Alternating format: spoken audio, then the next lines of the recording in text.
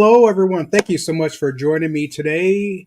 I gave you guys 5 days notice and I had 86 of you sign up that quickly. So thank you so much for your support. The whole goal behind going live and doing my Your Leadership Sucks series is to come up with different leadership topics that you could utilize immediately in your leadership coaching and your just overall leadership. And this applies throughout all fields, all sectors. So that's the whole goal here. We are live now on Facebook, LinkedIn, YouTube, and Instagram. All right, let's jump into it. The topic today is leadership, name or game.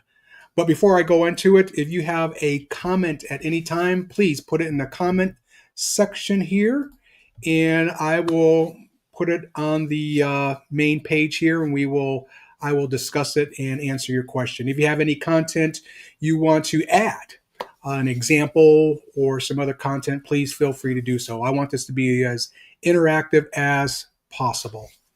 All right, leadership, name or game. I'm going to use my PowerPoint here as a visual to help us out here. Before we start, gratitude. And you can utilize this activity when you're in front of your team. It's called a gratitude activity. And just ask them to turn to a shoulder buddy. Or they can do a silent solo, which means they do it on their own, and think about something they're happy about, something that brings them gratitude, something that they appreciate. So I'm going to set the tone with you as an example, and you can use it again when you're out in front of your teams. But take 10 seconds and think of something right here, right now. You might be driving a car, you might be catching this on a recording, but what is making you have that gratitude? Is it life? Is it appreciation for your kids, your career, projects you're accomplishing, your faith? What is it that's giving you gratitude? Let's take 10 seconds.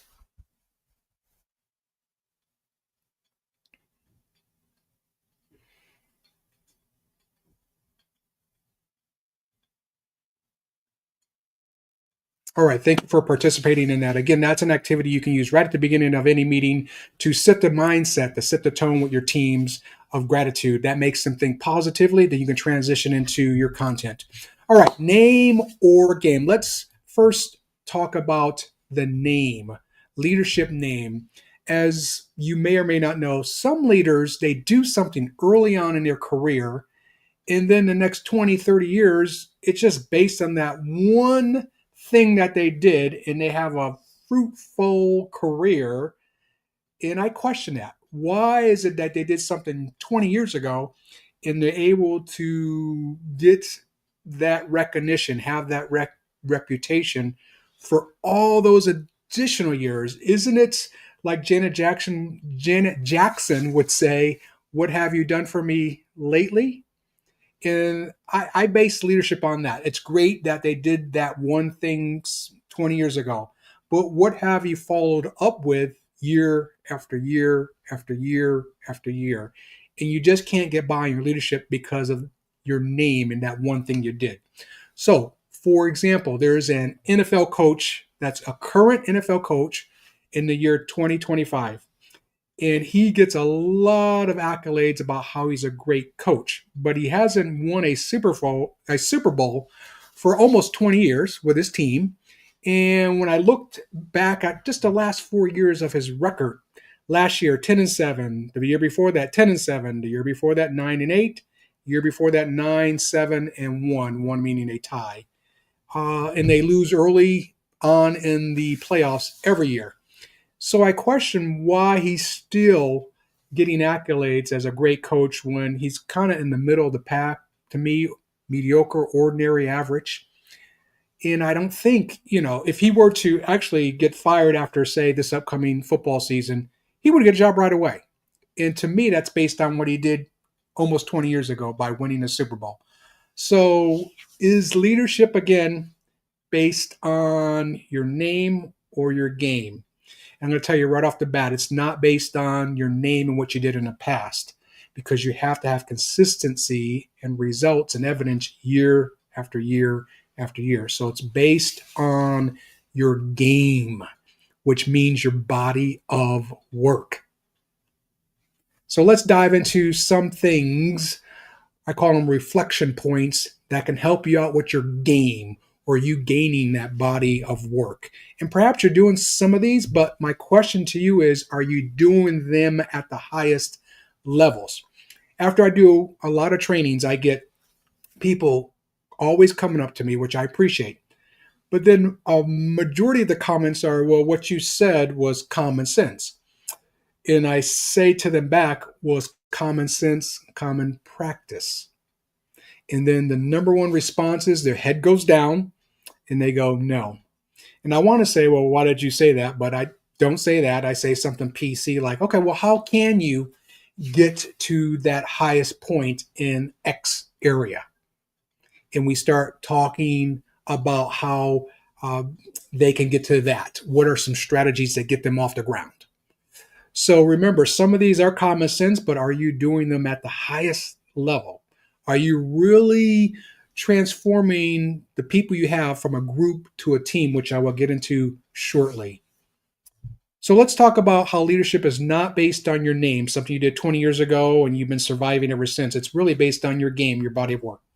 Reflection points. And boom, here we go. This picture right here, folks, says it all. Are you a boss, which is a manager, or are you a leader? Are you in the trenches with your team? Are you being that example? Are you able to teach them their positions? And then if someone's out, you can jump in. Are you inspirational, motivational? Are you that example? So I want you to really visualize this picture, and you can find this all over the internet. And during your leadership tenure, always go back to this and say, today, this week, this month, this year, am I truly acting like a boss or a leader? Visualize this picture. That boss is someone who sits at their desk and they push emails and voicemails and paperwork and tell people what to do. They deal with the daily complexities. They're worried about processes. The leader is worried about people, growing them, being a servant leader to them so they can maximize their goals, their results, their mission and vision. So again, going back to this picture, visualize this and use this, especially when you're having a bad leadership day, to say, I'm still going to maintain a strong leadership position here and work with my team members, because remember, they are the ones counting on you to get them out of that adversity, that crisis, that bad moment. I want to introduce you to Allison Levine. Right there on the top, you see Allison Levine at TEDx Midwest. Go type that in and go to that TEDx speech that she gives. It's only about 16 minutes right in there. So it's to the point, it's concise, but it's really helpful because you can pull a lot of her story and put it into leadership. And let me give you a summary of her story. So in front of me is a picture of Mount Everest. And Mount Everest, it takes you 2 months to get to the summit. It's not something where someone drops you off and you have a backpack and that you have a couple Gatorades in the backpack with a couple snacks and you hike the mountain, then you call them to come pick you up at in the evening sometime. It takes you 2 months of strategic climbing to get to the summit. So here is how it begins. You go to base camp, as you can see here on the map. Base camp, let me enlarge this, starts at 17,585 feet. So just to get to base camp takes you 1 or 2 days to hike to base camp. You have to stay there for a couple more days to get used to the climate or the altitude. It's called climatization because your body is not used to being at that height. So you stay at base camp for a couple days. Then you go to, per the image, to base camp or camp 1, I should say. And that's at, as you can read, just over 20,000 feet. And you must stay there for a couple days. Again, getting your body used to the altitude. It's called climatization. From that point, you don't go up. You go back down to base camp, stay there for a couple days. Again, going through the climatization process, getting your body used to that altitude. Then you leave base camp, go back to camp 1, stay there for a couple more days, then go to camp 2 at 21,500 feet, stay there for a couple days. Then you go all the way back down to base camp, stay there for a couple days. You're going through, again, the process of getting your body used to the altitude called climatization. And you do this constant up and down, up and down, up and down until you get to the summit. Now, at the 26,000 feet, which is camp 4, that's called the death zone. And that's where your body starts shutting down to save itself. So the blood will go from the extremities to the major organs in survival mode. And so you really have to be careful at that altitude. For example, when you walk, you cannot walk like you regularly walk. Step here, step there. You have to literally put, say you're standing here like I am, put your left foot first, or it could be either foot. Stop right there and take 5 to 10 breaths before you lift the next foot. Stop and take 5 to 10 breaths before you lift the next foot, and so on and so forth. So it's about going slow. It's about setting goals, because it's going to take you forever once you get to that death zone. Well, I shouldn't say forever. It's going to take you a longer time to get to that summit because you're at a death zone where you have to walk super slow. And so what the climbers do is they set small goals. They see a rock in front of them, say 10 feet in front of them, and they say, okay, I'm going to get to that rock in so many minutes. And this way they have short-term goals and they keep themselves psychologically motivated. And they do that constantly until they get to the summit. Some bring oxygen tanks and so forth and so on. So again, it's a strategic climb with a lot of up and down. And the hikers also report that when they're going down, it messes with your psyche, because you can see the summit, it's far away, and you know you should be going in that direction, but in order to get there, you have to go down sometimes.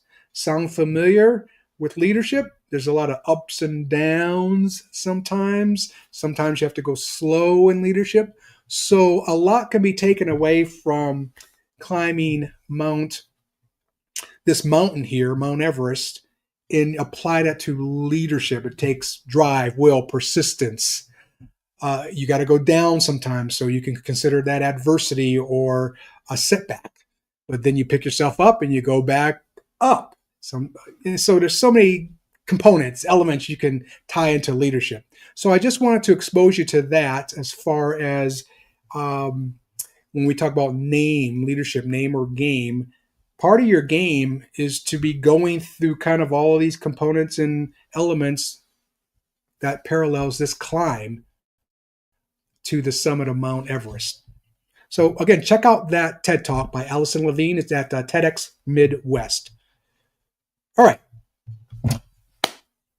Part of your game is to have a target. Too many leaders are asking their teammates to do this, that, and the other thing, and it's not organized. There's no target. What's the end goal, the result you're looking for? That will give you a direction and focus. This is what our target is, and we must go this way and focus on that target. So what is that end goal? So when I work with teachers and I ask them, how do you lesson plan? And they start telling me, if they're incorrect, I nicely pause them and say, all right, when you lesson plan, you must have the end in mind first before you lesson plan from the beginning. So what's the assessment piece that you want the kids to master? And let's create that assessment piece first. And then when you have that, then let's start at the beginning of the lesson plan and put together a lesson where they can, throughout the lesson, learn, and then master that assessment, that end goal. So think about it that way also. All right. Name or game. Part of the game here is to define, do you really have a group or a team? 9 out of 10, in my opinion, from my experience of 32 years in the education field as being a leader, 9 out of 10 organizations are groups, and they're trying to become teams. So let me give you a visual of what a group is. What you can do is get your organization, your people in front of you, and then as the primary leader, call up 6 associates, employees, we'll call them. All right, out of the 6, have 2 face north, 2 face south, 2 face east, and the final 2 face west. And then you step back as a primary leader and you say, folks, this visual right here, the people that are looking in different directions, that's the definition of a group. That's a definition of a group. They're going in different directions with our mission, our vision, our values, our beliefs, our expectations, our norms. And then take those same 6 people, put 3 on your right, 3 on your left, so you're in a row, and face them north. So you're all facing the same direction. And say, once again to the audience, now this right here is the definition of a team. We're all going in the same direction with our mission, vision, values, beliefs, norms, expectations, and so forth. That will give them a good feel for what is a group and what is a team. Now, from there, I wouldn't stop. I would have them brainstorm, put them into small teams, and say, okay, how can we move from a group to a team? And this is assuming they're a group. Again, 9 out of 10 organizations are groups from what I've experienced over my 32 years. And let them brainstorm it out, co-create with you. Remember, teammates aren't going to knock down fences they help build. They're not going to sidestep goals they help create. So have them come up with, how can we move from a group to a team? Gather all of that, then work with them to size it down from here to a concise action plan. And do a consensus with them and say, can we commit to this? We can't do all this. So we took the important things, the priorities, and put them into a concise action plan. Now I need a consensus, and then we're going to commit to this and work that plan. So I hope you grasp that and understand the difference between a group and a team. And people with leadership game know how to do this. So I just gave you a great strategy to help you. All right. Doing small things consistently versus doing large things occasionally. Those small, consistent things help teams yield results. And there are small victories, so people can sense it. They can feel it. They know there's movement. And that's what you want, to do those small things. So setting those small wins, those victories, those goals will really help the team stay with their purpose and know that they're getting closer to their goals. Inspect what you expect, meaning be there. In my 32 years of leadership, I've seen so many leaders just not there. They're just stuck in their offices chasing a bunch of nothing, I call it. Again, they're checking their voicemails, their emails, pushing paperwork. They gotta be within the organization. When there's training, especially when there's training, it's important that the leader's in the training with their teammates. Research has shown that if the leader's there during training, there's a 92% implementation rate. If the leader's not there, it falls down to 37% that the team will possibly implement what they were trained on. So inspect what you expect. Support them, hold them accountable, but you have to be there. Leaders, I know there's some of you out there, and I'm saying this out of love, care, and respect.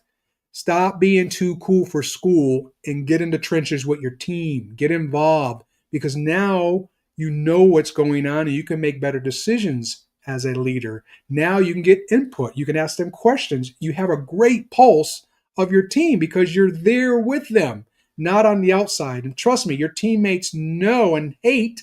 I hate to use the word hate. We'll say dislike. Dislike when the leader's not around. They talk junk about you. Trust me. Trust me, they do. So be involved. Be involved. Be active. Be visible. Get that pulse. Ask them questions. Co-create bite-sized chunks. Keep things simple but effective. All too often, I have these hero leaders that I work with, coach, talk to, and they want everything to be 90 pages, and this process must take 17 years. And I call them, what's the name I call them? Oh, I forgot the name. It slips my mind, where they want to keep their jobs forever, and they do it intentionally, where they make things so complex and they only know everything. So they do that intentionally to keep their jobs forever. There's another name I'm missing right now. But keep things simple, please. Simple but effective. Say those three words with me. Simple but effective. Now your teammates aren't confused. They see it as it's easy to obtain the goal, the result, the evidence. Just keep processes, procedures, goals simple but effective. That's the key. Don't be that complex leader where everything's so confusing, your teammates give up on you. As I mentioned earlier, bite size everything. There's a saying out there, I believe it's you can only eat the purple elephant one bite at a time, something along those lines. And that's so true. Keep everything bite sized, celebrate the victories, the small victories. People can taste it, feel it, that they're making gains, there's momentum, they're getting towards their purpose. Keep things small, simple but effective. Support steps with accountability steps. Support steps with accountability steps. Hold them accountable. Don't micromanage, just hold them accountable. Don't micromanage, just train them up and let them be and check in on them with accountability. Hey, where are we at? Are we 20% there, 50% there, 70% there? Remember, our due date is what? It's 4 days from now, 5 days from now, and so forth and so on. However, we want to set that up, but support steps with accountability steps can help teammates grow, and you can get things done, but there has to be accountability. Is common sense common practice? I mentioned this earlier. Is common sense common practice? Sometimes leaders say things once and then they don't understand, why didn't they get this? Why didn't they get this? So that's interesting, isn't it? Why didn't they get this? Well, if you say things once, people may or may not get it. They're intimidated by the leader. They don't want to show their weaknesses. That's why you need to be there, ask them questions, make them feel comfortable where they like you and trust you. Zig Ziglar has this concept, the late great Zig Ziglar. They know you, they like you, they trust you. They know you, like you, and trust you. So tell your teammates more than once work with them on the goals, on the direction of things. There's a power of three that I use. When people see things or hear things three times or more, it starts to stick upstairs. That's part of the brain research that's out there, called the power of three. So say things 3+ times and people start to get it. Co-create. Let me enlarge this here. Oops. Let me change this here. Exit the screen. And let's set up something a little different. There we go. How about this? What is this? A little bit better. Okay. Co-create, like I mentioned earlier, when people help you, when people build fences with you, they're not going to knock down those fences. When you set goals with them, an action plan, they're not going to sabotage the goals or the action plan. Co-create. Now you have that commitment, that buy-in, that ownership. So co-create, and this is one example I work with a school district on, co-creation activity. And this is what they came up with. Their big three were teamwork, communication, and support staff and stability. And then they had smaller indicators under that. And then they're only grabbing 2 things under teamwork, 2 things under communication, 2 things under support, staff support and stability. Bite size it. Remember, small and simple, or simple but effective too. So let me say that again. So keep things bite sized and simple and effective. All too often you have these leaders who want to do 90 things. And again, it makes things complex. Your teammates are frustrated. They give up easily. Keep things simple but effective. So here, co-creating those 3 areas in a couple of indicators under those 3 areas they're working on. Not all of the bullets that you see here. Co-create, co-create. There is a time and a place where, as a leader, you do have to do creation on your own, but as much as you can, co-create. It's going to get you so much with your team. They're going to really respect you and appreciate you. All right, name or game. Part of the game here, leadership, meaning your body of work.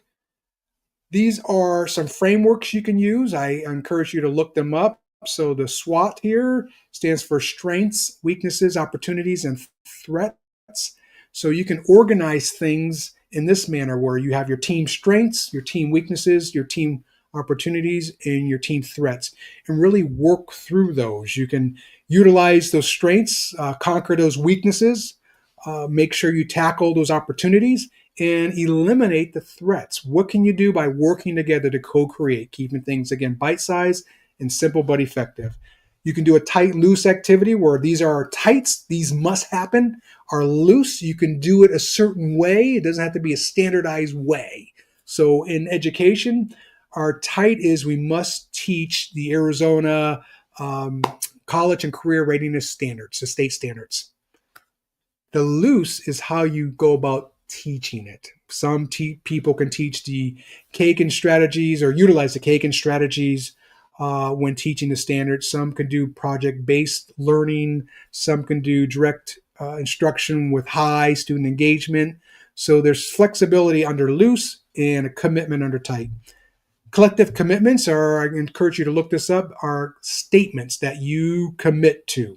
Each department commits to 3 to 5 statements. Keep it simple but effective, bite-sized. And you go through a brainstorming process. We want to do these things. Say there are 10 of them, but we can't do 10 things. Then we narrow it down to 5, and then maybe 3 or 4, and we focus on those 3 or 4 for now. And we can get to the others later. Simple but effective, bite-sized. And they're called collective commitments. They're statements, and then you just work those statements. Everything is through those statements.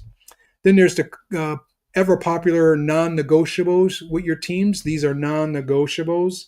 A lot of these have similarities that I'm talking about. So non-negotiables are basically saying this is what's going to happen. So they're along the lines of collective commitments, tight and loose, and the SWOT there. And then for educators, we have the professional standards for educational leaders. If you have standards in your field, pull them out and work them and grab 1 or 2 and make it your focus, make it your goal. So let me give an example of the professional standards for educational leaders. This is what it looks like for us. There's 10, which to me, that's really high. But I will look through this with the team and say, what are 2 things we want to focus on this upcoming year? What are we know we have strengths, and we're going to continue to work those strengths, but our weaknesses, is it our instruction? Is it our student support? Is it family and community? What is it? And narrow it down to 1 or 2 things and put together an action plan and just work that plan. You're committed to that plan. And again, if you have these standards in a business field, a medical field, a realty field, pull them out and utilize them. Name or game leadership. Part of the game, getting your body of work to be strong, is reflecting. I see a lot of leaders not taking the time to simply reflect. Just reflect. And here's a great piece of, I'm going to enlarge this, research on the bottom here. Let me move this thing here so you can see it. Where you start with that individual reflection piece. How am I doing as a teammate? What can I do better? Am I maximizing my potential, my strengths? Am I getting help with my weaknesses? Then small group partner reflection, and then organizational reflection. This should be happening periodically, at least once a month, if not twice a month, every 2 weeks, where you're coming in and you're reflecting on things. Are we moving towards our goal? Are there things stopping us? How can we help each other to rebound if things are limiting us? So practicing reflection can really help move your team and keep it going. Here's some examples. Oops, let me give you some. There we go. I put it in the wrong place. Here's some reflection questions I want to just share with you. Take a picture. What drives us every day? What drives us? What do we want our school to be? What do we want our business to be? What do we want our corporation to be? What do we want our organization to be? What do we want our students to become? What do we want our employees to become? What do we want our customers to become? Some other set. What's working? What's not working? What needs immediate attention? Here's some others. This is obviously educational based. The 4 questions. What do we want all students to know and be able to know? Oops. What do we want all students to know and be able to do? How will we know if they learned it? How will we respond when some students do not learn? How will we extend the learning for students who are already proficient? You can take these and convert it into your sector, your business. But what questions can you start working with the team on to reflect and to see if you're growing? So you have the option of setting up reflective questions before you set goals, or or after you set goals. So you can set yourself up with reflective questions to help you set goals, and then your goals set, and then you're reflecting on, are we getting toward our goals? Making sure you're open-minded to change. People crack me up when I work with them. I hate change. I don't like change. Well, I'm like, What's funny is they deal with change every day. Everyone deals with change every day. Our weather outside changes every day. Throughout our lifetime, our homes change, our cars change, our children change. They grow up. They have their personalities that change. There's so many changes that enter our lives every day, and people crack me up with, oh, I don't like change. Well, you deal with it every day. So you should be comfortable with change. Now, the problem with change can be that you're changing too fast. So you ever have these leaders who come in and year 1, it's this way, year 2, it's that way, year 3, it's another way. Now you got teammates just throwing up their arms and saying, forget this person because they're always changing. You should give change 3, 4, 5, 6 years to see if whatever you implemented is truly working. But being open-minded to it, being okay with it, is a leadership skill you're going to need. Here's just a few models that I put up. Lewin's change management model, unfreeze, change, refreeze. I encourage you to look that up. Cotter's 8-step model. I'll let you read that. There's 8 steps to the model. Utilizing one of these change management tools to help you through the change with your teammates is key.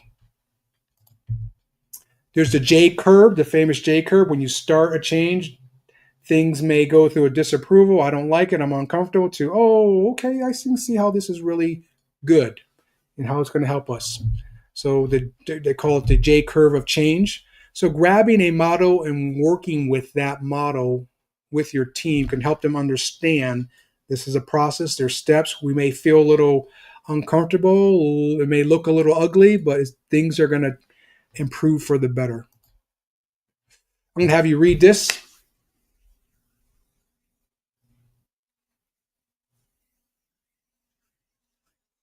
Okay, it says, for those watching this on the Audible side, and I intentionally misspelled all these words, but it says intelligence is the ability to adapt to change. If you can read that and it's really misspelled, that means you can adapt to change. It's uncomfortable because we're not used to words being misspelled. So just want to throw that in there. You can use this with your team. To let them know you are open to change. You're a little bit more comfortable to change than you think. Right now, how are you feeling? A lot of information is being shared with you right now. Again, this is stuff to put in your toolbox to use immediately, not to keep it there. We don't know everything. We don't want to be a leader that knows it all, because we don't know it all. I have 32 years of experience. I know a lot, but I have a lot to learn. So we don't want to be a know-it-all leader. We want to be a learn-it-all leader, however. Did you catch that? We want to be a learn-it-all leader. So right now, are you feeling comfortable? You in the learning zone, anxiety? I want to run. And hopefully, You're in the learning zone, comfort zone, and you're gaining things here. So let's move on. I did miss a slide back there. I think I misplaced it earlier. What was I thinking? Some more tools for the leadership name or game. Again, game means your body of work and how to improve it. Make speed your superpower. What do I mean by that?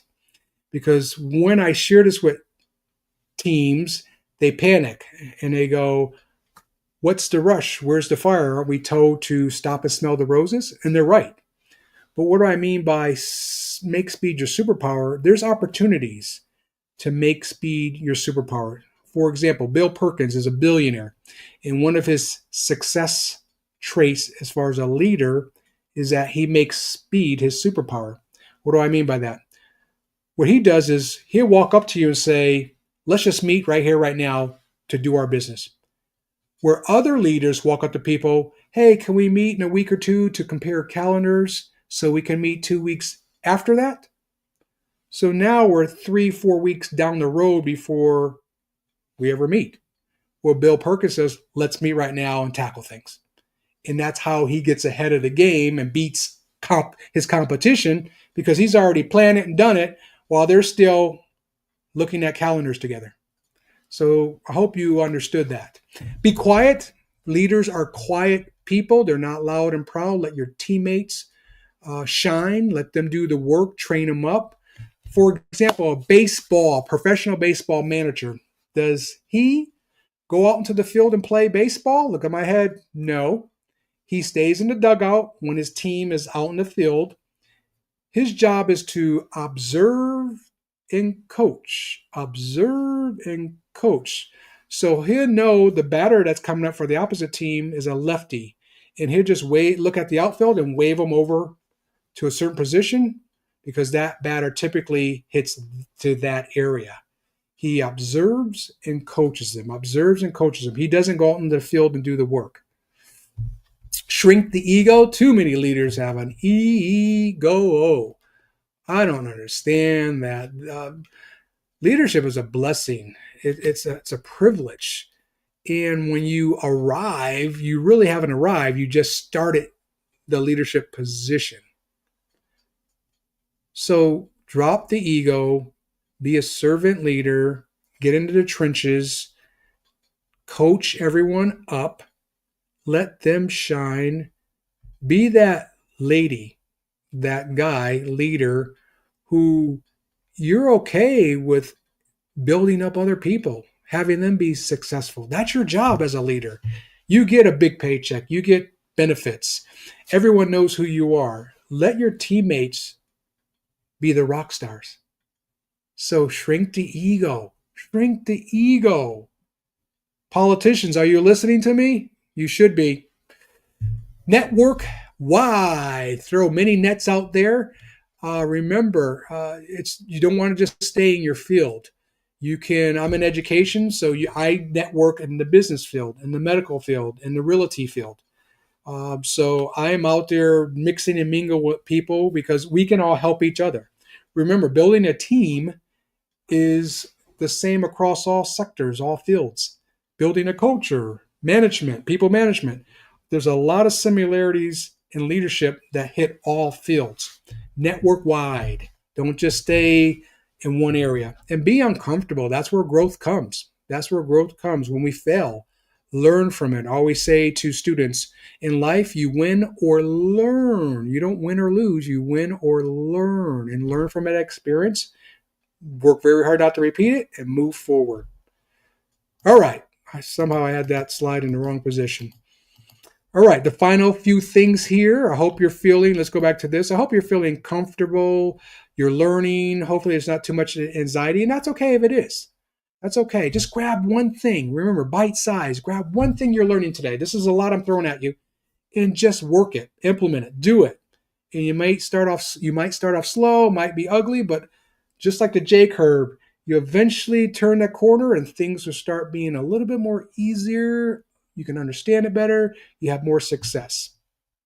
And use this when you're working with the teams, stopping at certain points, pausing and saying, "How are you feeling? All right, what two things are profound to you at this point? At this point, what two things are profound to you? What two things? What two things are sticking out? What's two things you want to take with you? I challenge you right here, right now. What are two things from all of this content that you can put in your toolbox and use immediately? Because for educators, the new school year is right around the corner. For business people, you're coming back from vacations.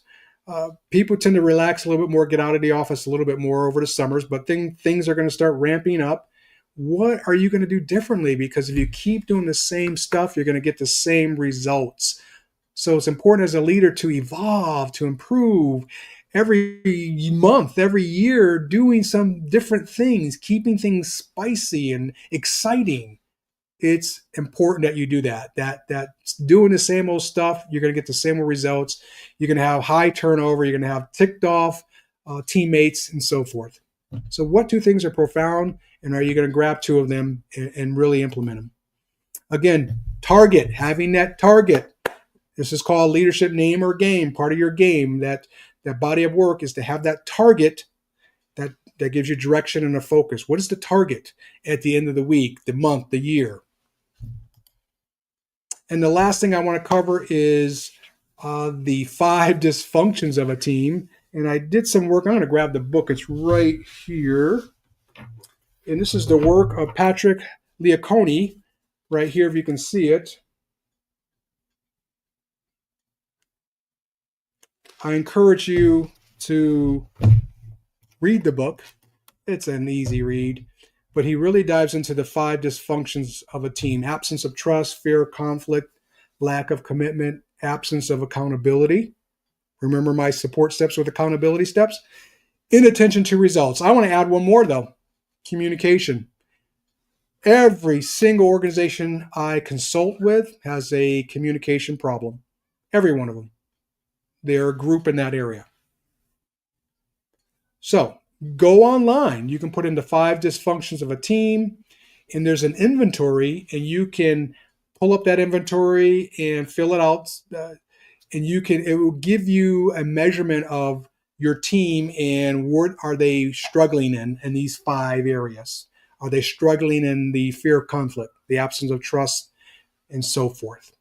But these are, again, being different, trying different things to really help your team realize, Mayday, we need some help in certain areas. And that's okay. We're always learning, growing, evolving. And we may be rock stars over here, but we may be a little weak in here. And we're going to refine and make that stronger. And that's okay.